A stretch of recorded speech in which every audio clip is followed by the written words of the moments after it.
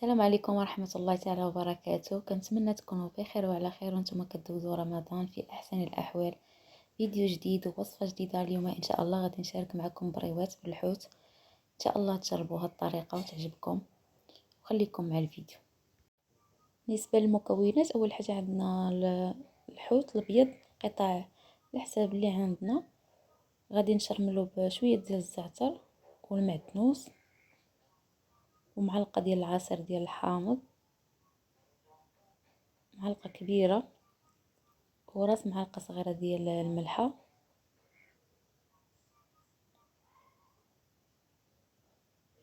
ومعلقة كبيرة ديال زيت الزيتون،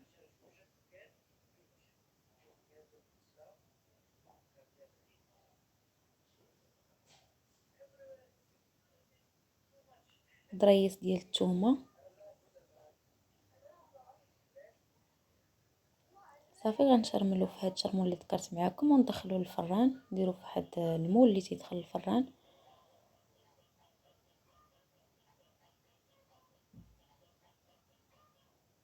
صافي وندخلوه حتى يطيب وخليكم معايا تشوفوا باقي المراحل.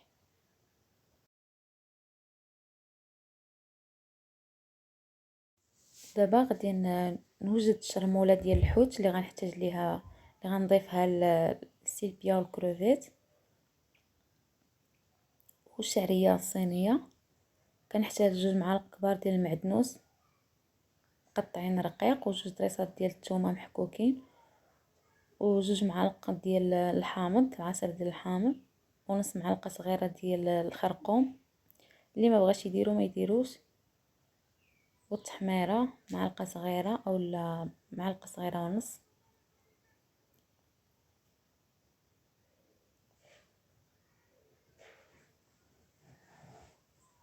والهريسه كتبقى على حساب الذوق،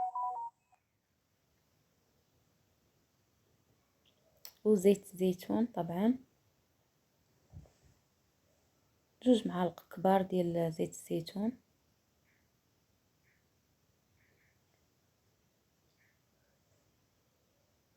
صافي غادي نخلطوا هاد الشرموله اللي ذكرت معاكم ونخليوها على جنب، وغندوزو المكونات اللي غنحتاجو ليها.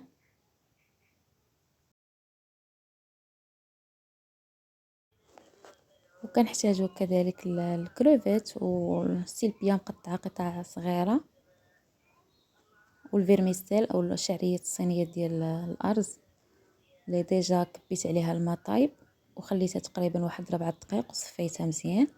وكنحتاجو الحامض مصير اللي قطعته قطع صغيره، والشرموله اللي حضرت معاكم اللي وجدت في الاول. في مقله غادي نشحر السيلبيا حيت كتاخذ شويه طياب على الكروفيت، نشحرها شويه مع الزيت.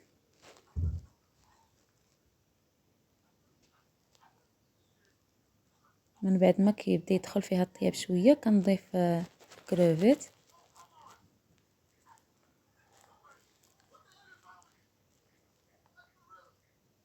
وكنشحروهم مزيان، وكنضيف ليهم معلقه كبيره من الشرموله اللي ذكرت معاكم ومعلقه صغيره ديال الحامض مصير مقطع قطع صغيره، وكنشحروهم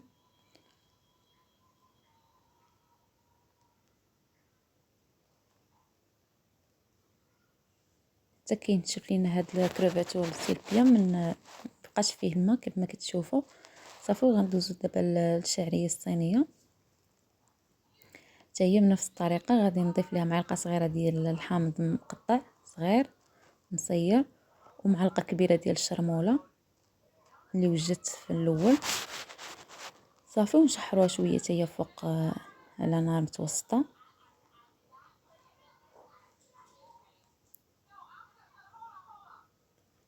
حتى تاخذ حتى هي اللون ديال الشرموله وتنشف من الماء باش ما تقطعش لينا الورقه. ودابا من بعد ما طاب ليا الحوت غادي نقطعو قطع صغيره ودابا وجدت ليا الحشوه كامله، الحوت اللي طيبته في الفران وسلبيا والكروفيت وشعريه الصينيه. دابا غادي نخلط كلشي في واحد الاناء ولا طبسيل.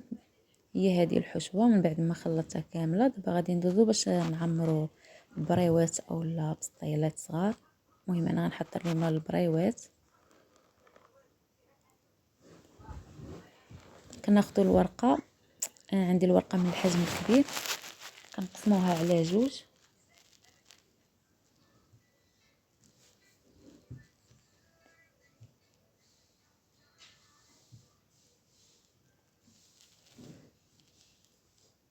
وكناخذوا النص ديال الورقه وكنوضعوا الحشوه في الفوق، وكنحاولوا نشكلوا من الحشوه نشكلوا مثلث باش كتجينا ساهله صافي. وكنغطيو عليها بالنص الاخر وكنشكلوا بريوه. البريوات اللي كيكونوا كبار كيكونوا ساهلين للبريوات الصغار. وكنحصلوا على هذا الشكل كيف ما كتشوفوا. غنعاود معكم واحده اخرى. كنحطوا الحشوه فوق وكنغطيو عليها بالنص الاخر ديال الورقه، كنحاولوا نشكلوا على شكل مثلث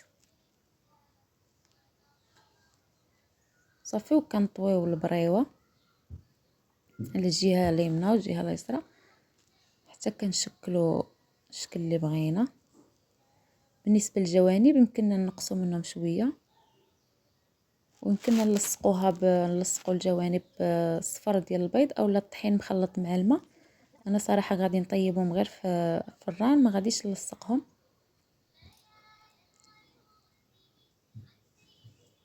كنسد هذاك الجوانب التحتانيين كندخلهم نيت في البريوه كيف ما كتشوف معايا. وهذا هو الشكل النهائي ديال البريوات قبل ما نطيبهم.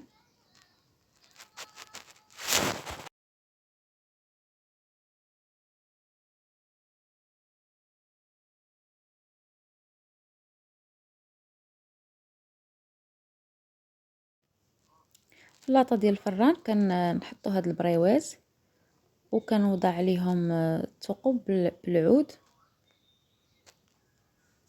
باش كيدخل ليهم الطياب مزيان صافي. وندخلهم الفران على درجه حراره 200 درجه ونخليهم يطيبوا من التحت حتى يطيبوا ويتحمروا من الفوق. وهذا هو الشكل النهائي ديال البريوات اللي حضرت معكم اليوم. كنتمنى تعجبكم هذه الطريقه وتجربوها ان شاء الله. لاول مره كيشوف القناه ما ينساش يشترك ويضغط على زر الجرس ليصلكم كل جديد. الى اللقاء في فيديو قادم ان شاء الله.